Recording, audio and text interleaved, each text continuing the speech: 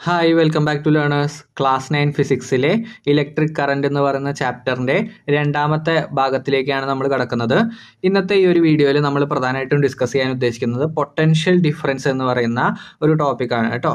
So കഴിഞ്ഞ വീഡിയോയിൽ നമ്മൾ ധാരാളം എക്സ്പെരിമെൻറ്റ്സ് നമ്മൾ ശ്രദ്ധിച്ചു നോക്കിയിരുന്നു. അതായത് water flow, heat flow, air flow എന്നൊക്കെ പറയുന്ന എക്സ്പെരിമെൻറ്റ്സ് നമ്മൾ ചെയ്ത് കഴിഞ്ഞിരുന്നു അല്ലേ. അതിലൊക്കെ നമുക്ക് എന്താണ് ഒരു ഒബ്സർവേഷൻ കിട്ടിയത്?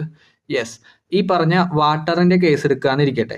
വാട്ടറിൻ്റെ കേസിൽ നിങ്ങൾക്കറിയാം ഹൈ പൊട്ടൻഷ്യലിൽ നിന്ന് ലോ പൊട്ടൻഷ്യലിലേക്കായിരുന്നു എന്ത് ചെയ്തിരുന്നത്? യെസ്, വാട്ടർ ഫ്ലോ ചെയ്തിരുന്നത് അല്ലേ. ഹൈ പൊട്ടൻഷ്യലിൽ നിന്ന് ലോ പൊട്ടൻഷ്യൽ ഏരിയയിലേക്കായിരുന്നു വാട്ടർ ഫ്ലോ ചെയ്തിരുന്നത്. Okay, when it comes to electric കറണ്ടിൻ്റെ കേസിലേക്ക് വരുമ്പോൾ ഇവിടെ ചാർജ് ഒഴുകുന്ന ഒരു കേസ് നമുക്ക് പറയാനായിട്ടുണ്ട്. ഓക്കെ, ചാർജ് ഒഴുകുന്ന ഒരു കേസ്.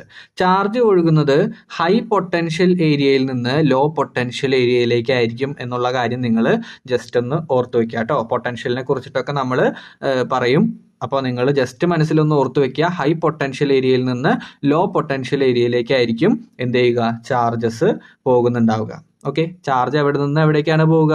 ഹൈ പൊട്ടൻഷ്യൽ ഏരിയയിൽ നിന്ന് ലോ പൊട്ടൻഷ്യൽ ഏരിയയിലേക്ക്. ഒന്ന് പറഞ്ഞേ, ചാർജ് എവിടെ നിന്ന് എവിടേക്കാണ് പോവുക? ഹൈ പൊട്ടൻഷ്യൽ ഏരിയയിൽ നിന്ന് ലോ പൊട്ടൻഷ്യൽ ഏരിയയിലേക്ക്. ഓക്കെ ആണല്ലോ? യെസ്. ഇനി നിങ്ങളുടെ ടെക്സ്റ്റ് ബുക്കിൽ ഒരു ക്വസ്റ്റ്യൻ കാണാം. Observe the circuit figure 7.8. ഈ ഒരു ഫിഗർ കൃത്യമായിട്ട് നിങ്ങൾ ശ്രദ്ധിക്കുക. ഈ ഒരു ഫിഗറിൽ എന്താണ് പറയുന്നത്? Does the bulb glow when the switch is turned on. ഈ ഒരു സ്വിച്ചിനെ ഓൺ ചെയ്ത് കഴിഞ്ഞാൽ ഈ ഒരു ബൾബ് ഗ്ലോ ചെയ്യുമോ എന്നാണ് നമ്മുടെ അടുത്ത് ചോദിച്ചിരിക്കുന്നത്. എന്താണ് നിങ്ങളുടെ അഭിപ്രായം? ഈ ഒരു ബൾബ് ഗ്ലോ ചെയ്യുമോ, ഗ്ലോ ചെയ്യില്ലേ?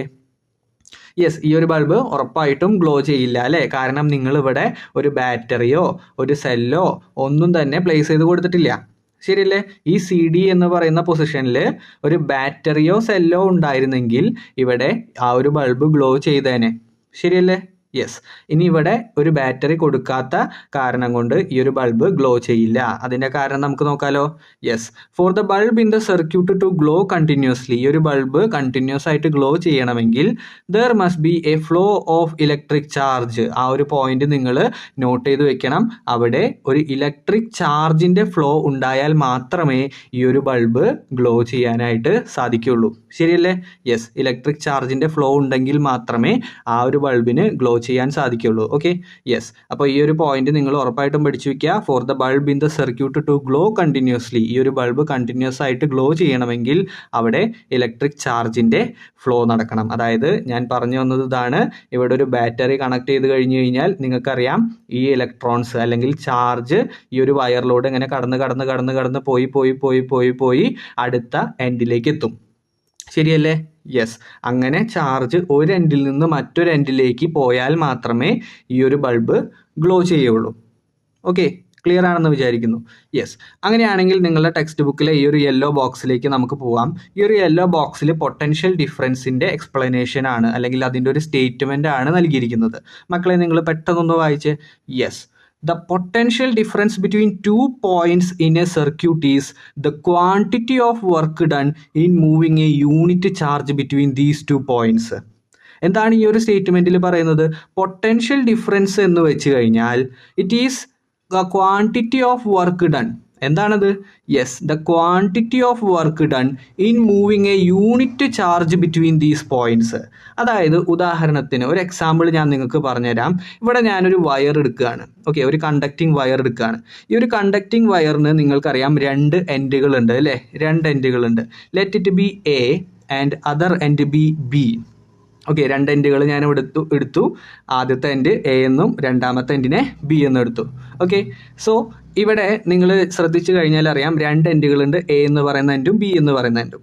ഇവിടെ ഞാനൊരു യൂണിറ്റ് പോസിറ്റീവ് ചാർജിന് വെക്കുകയാണ് കേട്ടോ. യൂണിറ്റ് ചാർജ് എന്ന് പറഞ്ഞു കഴിഞ്ഞാൽ ഒരു കൂളമ്പ് ചാർജ്. ഓക്കെ, ഒരു കൂളമ്പ് ചാർജിന് ഞാനിവിടെ വെക്കുകയാണ്. ഈ ഒരു ചാർജിനെ പതിയെ എ എന്ന പോയിന്റിൽ നിന്ന് ബി എന്ന പോയിന്റിലേക്ക് നീക്കണമെങ്കിൽ ഞാൻ അവിടെ സ്വാഭാവികമായും ഒരു വർക്ക് ചെയ്തിരിക്കണം. ശരിയല്ലേ? ഞാൻ എന്താ പറഞ്ഞത്? എ എന്ന പോയിന്റിൽ ഒരു ചാർജിനെ വെച്ചിട്ട് ഈ ചാർജിനെ എവിടേക്ക് എത്തിക്കണമെങ്കിൽ ബിയിലേക്ക് എത്തിക്കണമെങ്കിൽ ഞാൻ അവിടെ ഒരു വർക്ക് ചെയ്യണം. ഓക്കെ, ഞാൻ അവിടെ ഒരു നിശ്ചിത വർക്ക് ചെയ്യണം. അങ്ങനെ ഒരു യൂണിറ്റ് ചാർജിന് ഒരു പോയിന്റിൽ നിന്ന് മറ്റൊരു പോയിന്റിലേക്ക് എത്തിക്കാൻ വേണ്ടി ചെയ്യുന്ന വർക്കിനെയാണ് പൊട്ടൻഷ്യൽ ഡിഫറൻസ് എന്ന് പറയുക. കുറച്ച് ബുദ്ധിമുട്ടാണ്, ശ്രദ്ധിച്ചിരിക്കണം. ഒരു യൂണിറ്റ് ചാർജിനെ ഒരു പോയിന്റിൽ നിന്ന് മറ്റൊരു പോയിന്റിലേക്ക് എത്തിക്കാൻ വേണ്ടിയിട്ട്, വൺ പോയിന്റിൽ നിന്ന് അടുത്ത പോയിന്റിലേക്ക് എത്തിക്കാൻ വേണ്ടി നമ്മൾ ചെയ്യുന്ന വർക്കിനെയാണ് മക്കളെ എന്ത് പറയുക? പൊട്ടൻഷ്യൽ ഡിഫറൻസ് എന്ന് പറയുക. ഓക്കെ, ക്ലിയർ ആണോ? യെസ്. ഒരു യൂണിറ്റ് ചാർജിനെ ഒരു പോയിന്റിൽ നിന്ന് മറ്റൊരു പോയിന്റിലേക്ക് എത്തിക്കാൻ ചെയ്യുന്ന വർക്കിനെയാണ് പൊട്ടൻഷ്യൽ ഡിഫറൻസ് എന്ന് പറയുക. അങ്ങനെയാണെങ്കിൽ ഈ ഒരു സ്റ്റേറ്റ്മെന്റ് നിങ്ങൾ ഇനി ഒന്നുകൂടി ഒന്ന് വായിച്ചു നോക്കിയേ. എന്താണ് ആ സ്റ്റേറ്റ്മെന്റിൽ നമ്മൾ പറഞ്ഞത്? Yes, the potential difference between 2 point in A circuit. ഒരു സർക്യൂട്ടിൽ 2 പോയിന്റിലെ പൊട്ടൻഷ്യൽ ഡിഫറൻസ് എന്ന് പറഞ്ഞു കഴിഞ്ഞാൽ it is the quantity of work done in moving a unit charge between these 2 point. ഈ 2 പോയിന്റുകൾക്കിടയിൽ ഒരു യൂണിറ്റ് ചാർജിനെ മൂവ് ചെയ്യാനെടുത്ത വർക്ക്. ശരിയാണല്ലോ? യെസ്, അതിനെയാണ് നമ്മൾ പൊട്ടൻഷ്യൽ ഡിഫറൻസ് എന്ന് പറഞ്ഞിട്ട് നമ്മൾ ഫിസിക്സിൻ്റെ ആ ഒരു ടേം നമ്മൾ യൂസ് ചെയ്ത് വെച്ചിരിക്കുന്നത്. ഓക്കെ, ക്ലിയർ ആണെന്ന് വിചാരിക്കുന്നു. യെസ്, ഇനി നമ്മൾ ഈ സർക്യൂട്ടിലേക്ക് വന്നു കഴിഞ്ഞാൽ ഈ ഒരു സർക്യൂട്ടിൽ എപ്പോഴാണ് പൊട്ടൻഷ്യൽ ഡിഫറൻസ് കിട്ടുക? യെസ്, പൊട്ടൻഷ്യൽ ഡിഫറൻസ് കിട്ടുന്നത് ആ ഒരു സർക്യൂട്ടിലേക്ക് ഒരു സോഴ്സ് ഓഫ് എനർജി കടന്നു വരണം, അല്ലെങ്കിൽ ഒരു സോഴ്സ് ഓഫ് ഇലക്ട്രിസിറ്റി കടന്നു വന്നാൽ മാത്രമേ അവിടെ നമുക്ക് അല്ലെങ്കിൽ ഇലക്ട്രോണുകൾ അല്ലെങ്കിൽ ചാർജുകൾ അതിലൂടെ ഫ്ലോ ചെയ്തു എന്ന് പറയാൻ പറ്റുള്ളൂ. ഓക്കെ, അതിന് തൊട്ട് താഴെയുള്ള സെൻറ്റൻസ് നിങ്ങൾ നോക്കൂ. A source of electricity is the source of energy used to maintain a potential difference between the 2 point in an electric circuit. ഇങ്ങനെ ഒരു ഇലക്ട്രിക് സർക്യൂട്ടിൽ ഒരു പൊട്ടൻഷ്യൽ ഡിഫറൻസ് നിലനിർത്തണമെങ്കിൽ, ഈ ഒരു ഇലക്ട്രിക് സർക്യൂട്ടിൽ ഒരു പൊട്ടൻഷ്യൽ ഡിഫറൻസ് നിലനിർത്തണമെങ്കിൽ നമ്മൾ ഉപയോഗിക്കുന്ന ഒരു സോഴ്സ് ഉണ്ട്. എന്താണ്? നമ്മൾ ഉപയോഗിക്കുന്ന ഒരു സോഴ്സ് ഉണ്ട്. ആ സോഴ്സ് നമ്മൾ സാധാരണയായി ഉപയോഗിക്കാറുള്ളത് ഒരു ബാറ്ററിയാണ്. ഓക്കെ, ഇലക്ട്രിസിറ്റി കൊടുക്കാനായിട്ട് അല്ലെങ്കിൽ ചാർജ് കൊടുക്കാനായിട്ട് നമ്മൾ സാധാരണയായിട്ട് സർക്യൂട്ടിൽ എന്താണ് ഉപയോഗിക്കാറ്? യെസ്, ഉറപ്പായിട്ടും ബാറ്ററിയാണ്. ഓക്കെ, സോ ആ ബാറ്ററിയെ നമ്മൾ വിളിക്കുന്ന പേര്, ഫിസിക്സിൽ നമ്മൾ പറയുന്ന പേര് സോഴ്സ് ഓഫ് ഇലക്ട്രിസിറ്റി എന്നാണ്. എന്താണ് പറയുക? Source of electricity. Okay, the source of electricity is the source of energy used to maintain a potential difference between 2 point in an electric circuit. ഒരു സർക്യൂട്ടിൽ പൊട്ടൻഷ്യൽ ഡിഫറൻസ് നിലനിർത്താനായിട്ട് നമ്മൾ ഉപയോഗിക്കുന്ന ഒരു സോഴ്സ് ഓഫ് ഇലക്ട്രിസിറ്റി ആണ് എന്തൊക്കെ ആവാം? ബാറ്ററി ആവാം, അല്ലെങ്കിൽ ഒരു ഡ്രൈ സെൽ ആകാം, എന്തൊക്കെ വേണമെങ്കിലും ആവാം. ഓക്കെ, സോ ക്ലിയർ ആണെന്ന് വിചാരിക്കുന്നു. നമ്മളൊരു സർക്യൂട്ടിനകത്ത് പൊട്ടൻഷ്യൽ ഡിഫറൻസ് നിലനിർത്തണമെങ്കിൽ നമുക്ക് എന്ത് വേണം? ഒരു സോഴ്സ് ഓഫ് ഇലക്ട്രിസിറ്റി വേണം, അല്ലെങ്കിൽ ഒരു സോഴ്സ് ഓഫ് എനർജി വേണം എന്ന കാര്യം നിങ്ങൾ മനസ്സിലാക്കി വെക്കുക. ഓക്കെ, അങ്ങനെ ഒരു സോഴ്സ് ഓഫ് ഇലക്ട്രിസിറ്റി ഉണ്ടെങ്കിൽ മാത്രമേ ചാർജസ് ഈ പറഞ്ഞ സർക്യൂട്ടിലൂടെ ഒഴുകുള്ളൂ. റെഡിയാണല്ലോ? യെസ്, ഇത്രയും ഭാഗം ക്ലിയർ ആണെന്ന് വിചാരിക്കുന്നു. ഇനി അടുത്ത നമുക്ക് EMF കുറിച്ചിട്ടാണ് പഠിക്കാനുള്ളത്. EMF, ഇനി നിങ്ങൾ ഇതേ വാക്ക് തന്നെ 10th നിങ്ങൾ എന്ത് ചെയ്യും? യെസ്, പഠിക്കാനായിട്ട് പോകുന്ന കാര്യമാണ്. സോ ഉറപ്പായിട്ടും നിങ്ങൾ EMF ഫുൾ ഫോമും പഠിക്കുക, EMF എന്താണെന്നുള്ളതും മനസ്സിലാക്കി വെക്കുക കേട്ടോ. സോ EMF എന്ന് പറഞ്ഞു കഴിഞ്ഞാൽ ഇലക്ട്രോമോട്ടീവ് ഫോഴ്സ്. ഒന്നുറക്കെ പറഞ്ഞേ. Yes, electromotive force. വേഗം പറഞ്ഞോ. യെസ്, ഇലക്ട്രോമോട്ടീവ് ഫോഴ്സ് അഥവാ EMF. EMF is the potential difference between terminals of a cell when no current is drawn from it. എന്ന് വെച്ചാൽ എന്താണ്? EMF എന്ന് പറഞ്ഞു കഴിഞ്ഞാൽ പൊട്ടൻഷ്യൽ ഡിഫറൻസ് ആണ്. എന്ത് potential difference? Between the terminal of a cell when no current is drawn from it. അതായത് ഒരു സർക്യൂട്ടിൽ കറന്റ് ഒന്നും ഒഴുകുന്നില്ലെങ്കിൽ അവിടെ സെല്ലിൻ്റെ ടെർമിനലിൽ ഉണ്ടാകുന്ന പൊട്ടൻഷ്യൽ ഡിഫറൻസിനെയാണ് നമ്മൾ EMF എന്ന് പറഞ്ഞ് വിളിക്കുന്നത്. ഓക്കെ, സോ അത് ഇമ്പോർട്ടൻ്റ് ആണ്. EMF ഇമ്പോർട്ടൻ്റ് ആണ്, ഒരു കാരണവശാലും നിങ്ങൾ സ്കിപ്പ് ചെയ്യരുത്. EMF എന്ന് പറഞ്ഞു കഴിഞ്ഞാൽ ഒരു പൊട്ടൻഷ്യൽ ഡിഫറൻസ് ആണ്. എന്തിൻ്റെ ഇടയിലുള്ള പൊട്ടൻഷ്യൽ ഡിഫറൻസ്? യെസ്, സെല്ലിൻ്റെ ടെർമിനൽസിൻ്റെ ഇടയിലുള്ള potential difference. When there is no current ഇല്ലാത്തപ്പോൾ സെല്ലിൻ്റെ ഇടയിലുള്ള പൊട്ടൻഷ്യൽ ഡിഫറൻസിനെയാണ് നമ്മൾ EMF എന്ന പേരിൽ പറയുന്നത്. ഓക്കെ ആണല്ലോ? യെസ്, ക്ലിയർ ആണെന്ന് വിചാരിക്കുന്നു. ആ പോയിന്റ് ഇമ്പോർട്ടൻ്റ് ആണ്. ജസ്റ്റ് ഒന്ന് മാർക്ക് ചെയ്തിടുക, ടെക്സ്റ്റ് എടുക്കുക, മാർക്ക് ചെയ്തെടുക്കുക. Okay, so this is the maximum potential. അതും ഇമ്പോർട്ടൻ്റ് ആണ്. ആ ഒരു വരിയും വളരെ ഇമ്പോർട്ടൻ്റ് ആണ്. This is the maximum potential difference that can be obtained from the source. അതായത് ബാറ്ററിയിൽ നിന്ന് അല്ലെങ്കിൽ സോഴ്സിൽ നിന്ന് നമുക്ക് എടുക്കാവുന്ന മാക്സിമം പൊട്ടൻഷ്യൽ ഡിഫറൻസ് ആണ് EMF എന്ന് പറയുന്നത്. ഓക്കെ, EMF എന്ന് പറഞ്ഞു കഴിഞ്ഞാൽ കറണ്ട് ഇല്ലാത്തപ്പോൾ സെല്ലിൽ ഉണ്ടാകുന്ന അല്ലെങ്കിൽ ബാറ്ററിയിൽ ഉണ്ടാകുന്ന പൊട്ടൻഷ്യൽ ഡിഫറൻസിനെയാണ് EMF എന്ന് പറയുക. This is the maximum potential difference that can be obtained from the source. അതായത് സോഴ്സിൽ നിന്ന് എടുക്കാവുന്ന മാക്സിമം പൊട്ടൻഷ്യൽ ഡിഫറൻസ് ആണിത്. Therefore the source of electricity is also called the source of EMF. അതായത് ആരാണോ ഇലക്ട്രിസിറ്റി കൊടുക്കുന്നത്, ആരാണോ ചാർജ് കൊടുക്കുന്നത്, ആരാണോ ഇലക്ട്രിസിറ്റി കൊടുക്കുന്നത് അതിനെയാണ് നമ്മൾ സോഴ്സ് ഓഫ് ഇലക്ട്രിസിറ്റി എന്ന് പറയുക. ഓക്കെ, നമ്മൾ നേരത്തെ കണ്ട സർക്യൂട്ടിൽ ആരാണ് കറണ്ട് കൊടുത്തത്? ഉറപ്പായിട്ടും ബാറ്ററിയാണ്. ശരിയല്ലടാ? Yes, battery. അപ്പോൾ സോഴ്സ് ഓഫ് ഇലക്ട്രിസിറ്റി എന്ന് പറയുന്നത് ആരാണോ കറണ്ട് കൊടുത്തത് ആ ആളാണ് സോഴ്സ് ഓഫ് ഇലക്ട്രിസിറ്റി. റെഡിയാണോ? യെസ്. അപ്പോൾ ഈ ഒരു സർക്യൂട്ടിൽ നമ്മൾ പറഞ്ഞു ഒരു ബാറ്ററി വെച്ച് കൊടുത്തു കഴിഞ്ഞാൽ ബാറ്ററിയാണ് കറണ്ട് കൊടുത്തത്. ഓക്കെ, ബാറ്ററിയാണ് കറണ്ട് കൊടുത്തത്. അപ്പോൾ ബാറ്ററിയാണ് അവിടെ സോഴ്സ് ഓഫ് ഇലക്ട്രിസിറ്റി. ഓക്കെ, റെഡിയാണോ? Yes, source of electricity. I think this is clear for every one. ഒന്ന് പഠിച്ചെടുക്കുക, EMF പഠിക്കുക. അതുപോലെ തന്നെ സോഴ്സ് ഓഫ് കറണ്ട് എന്ന് പറഞ്ഞു കഴിഞ്ഞാൽ അവിടെ നമ്മൾ ബാറ്ററിയാണ് ഉപയോഗിച്ചെങ്കിൽ ബാറ്ററി ആയിരിക്കും സോഴ്സ് ഓഫ് ഇലക്ട്രിസിറ്റി ആയിട്ട് എടുക്കുന്നുണ്ടാവുക. Okay, yes. ഇനി അടുത്തത് പൊട്ടൻഷ്യൽ ഡിഫറൻസിൻ്റെ യൂണിറ്റിനെ കുറിച്ചിട്ടാണ് നമുക്ക് പറയാനുള്ളത്. Potential difference at 2 point in a current flowing circuit is also called the voltage. എന്താണ് വോൾട്ടേജ് എന്ന് പറഞ്ഞു കഴിഞ്ഞാൽ, അതായത് നമ്മൾ നേരത്തെ പറഞ്ഞു കറണ്ട് ഇല്ലാത്തപ്പോൾ, അല്ലേ, കറണ്ട് ഇല്ലാത്തപ്പോഴാണ് നമ്മൾ EMF എന്ന ടേം ഉപയോഗിച്ചത്.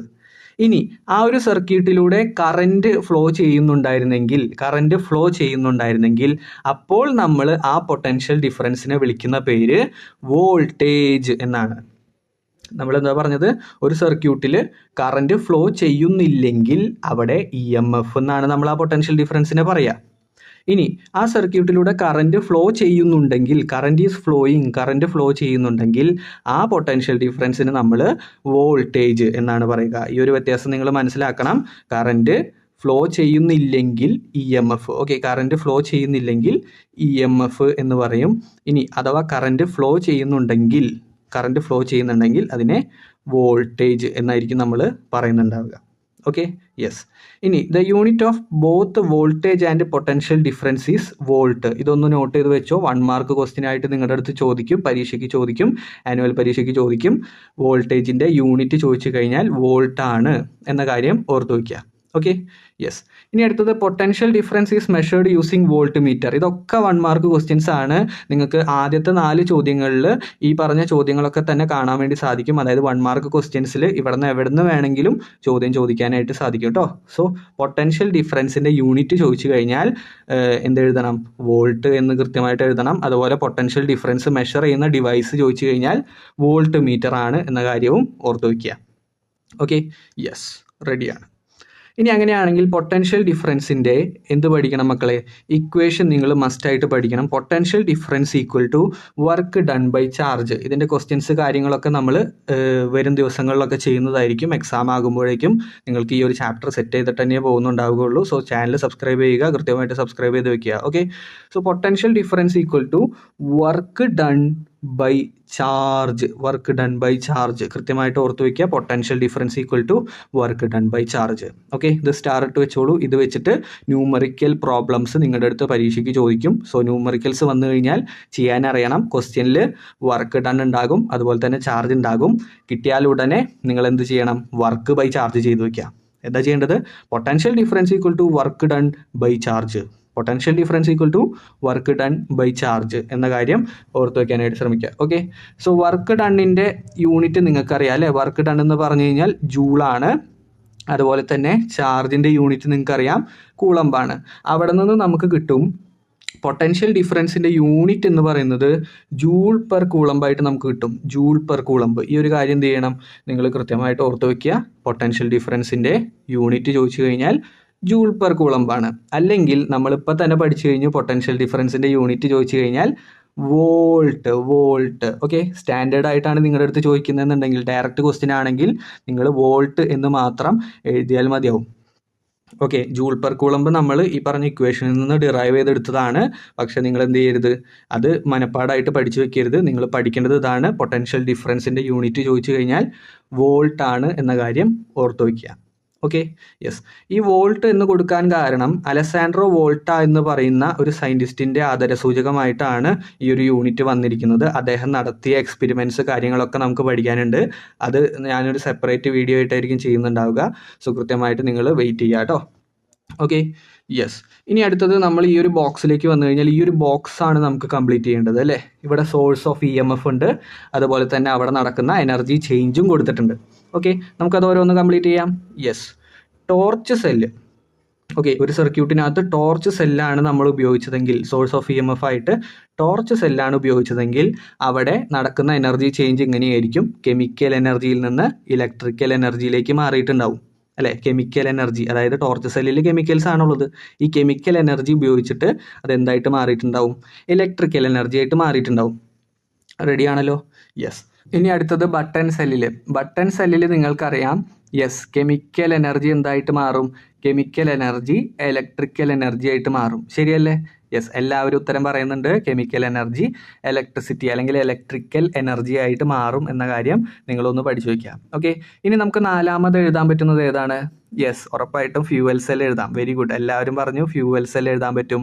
അതുപോലെ തന്നെ മറ്റ് പല സെല്ലുകളും നിങ്ങൾക്ക് എഴുതാൻ വേണ്ടി പറ്റും. ഓക്കെ, സോ ഫ്യൂവൽ സെല്ലിനകത്തും നിങ്ങൾക്കറിയാം കെമിക്കൽ എനർജി ഇലക്ട്രിക്കലായിട്ട് മാറും അല്ലേ. കെമിക്കൽ എനർജി ഇലക്ട്രിക്കൽ എനർജി ആയിട്ട് മാറും.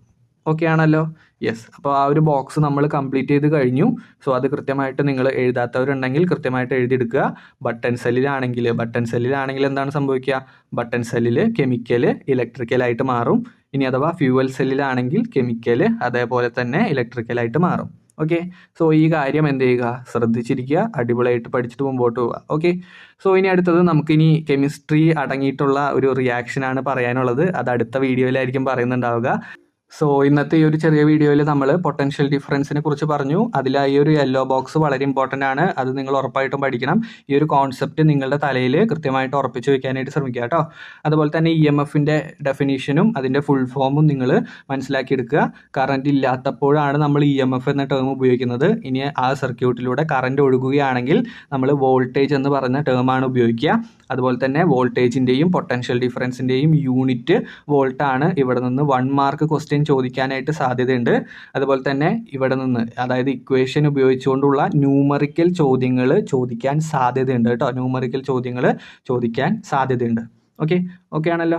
യെസ്. ഇനി അടുത്തത് ഈ പറഞ്ഞ ഈ ബോക്സ് നിങ്ങൾ കംപ്ലീറ്റ് ചെയ്യാത്തവരുണ്ടെങ്കിൽ കൃത്യമായിട്ട് കംപ്ലീറ്റ് ചെയ്ത് വെക്കുക. അതിൽ ബട്ടൺ സെല്ലിൽ നടക്കുന്നത് കെമിക്കൽ ഇലക്ട്രിക്കലായിട്ട് മാറും. ഫ്യൂവൽ സെല്ലിലാണെങ്കിൽ കെമിക്കൽ ഇലക്ട്രിക്കലായിട്ട് മാറും. അപ്പോൾ ഇത്രയും കാര്യങ്ങൾ നിങ്ങൾ കൃത്യമായിട്ട് നോട്ട് ചെയ്ത് വെച്ച് പഠിക്കാനായിട്ട് ശ്രമിക്കുക കേട്ടോ. കൂടുതൽ വീഡിയോകൾക്കായിട്ട് നിങ്ങൾ ചാനൽ മറക്കാതെ സബ്സ്ക്രൈബ് ചെയ്യുക. നിങ്ങളുടെ ഫ്രണ്ട്സിലേക്ക് ഷെയർ ചെയ്ത് കൊടുക്കാനായിട്ട് ശ്രമിക്കുക. സോ നമുക്ക് മറ്റൊരു വീഡിയോയിൽ കാണാം. അതുവരേക്കും ബൈ.